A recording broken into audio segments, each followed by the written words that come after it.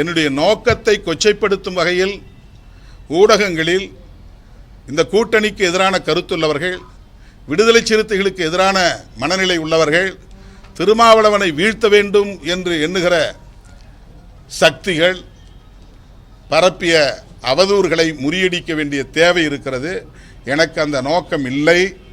பதவிக்காக நான் போட்டியிடவில்லை.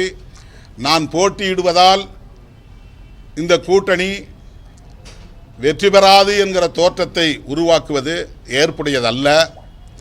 200 இடங்களில் மதசார்பற்ற முற்போக்கு கூட்டணி வெற்றி பெறும் என்று நான் அறுதியிட்டு கூறுகிறேன். இந்த நிமிடம் வரையில் திமுக தலைமையிலான மதசார்பற்ற முற்போக்கு கூட்டணிக்குத்தான் சர்வே முடிவுகள் ஆதரவான தகவல்களை பதிவு செய்து வருகின்றன.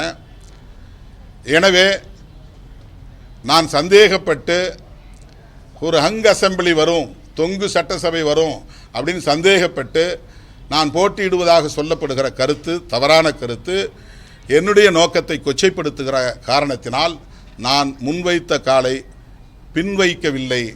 இதை ஒரு உத்தியாக பார்க்கிறேன். என் நிலைப்பாட்டை தள்ளி வைக்கிறேன், என் உத்தியை மாற்றி அமைக்கிறேன். I just change my strategy, அவ்வளவுதான். என்னுடைய உத்தியை நான் தள்ளி வைக்கிறேன், என்னுடைய நிலைப்பாட்டை தள்ளி வைக்கிறேன், உத்தியை மாற்றி அமைக்கிறேன். எனவே நான் போட்டியிடுவதாக அறிவிக்கப்பட்ட காட்டுமன்னார்கோவில் தொகுதியில் மறைந்த தலைவர் ஐயா இளைய பெருமாள் அவர்களின் இளைய மகன் ஜோதிமணி அவர்கள் வேட்பாளராக போட்டியிடுவார். இளைய பெருமாள் அவர்கள் இந்த சமூகத்திற்கு மிகப்பெரிய பங்களிப்பு செய்தவர். அவருடைய குடும்பத்தை கௌரவிக்க வேண்டும் என்கிற உணர்வு எனக்குள்ளே இருந்தது. ஆகவே ஒரு பொறியாளர், துறைமுகத்தில் பணியாற்றி ஓய்வு பெற்ற பொறியாளர், அவர் நான் நிற்கிற காட்டுமன்னார்கோவில் தொகுதியில் விடுதலை சிறுத்தைகள் கட்சியின் அதிகாரப்பூர்வமான வேட்பாளராக போட்டியிடுவார்.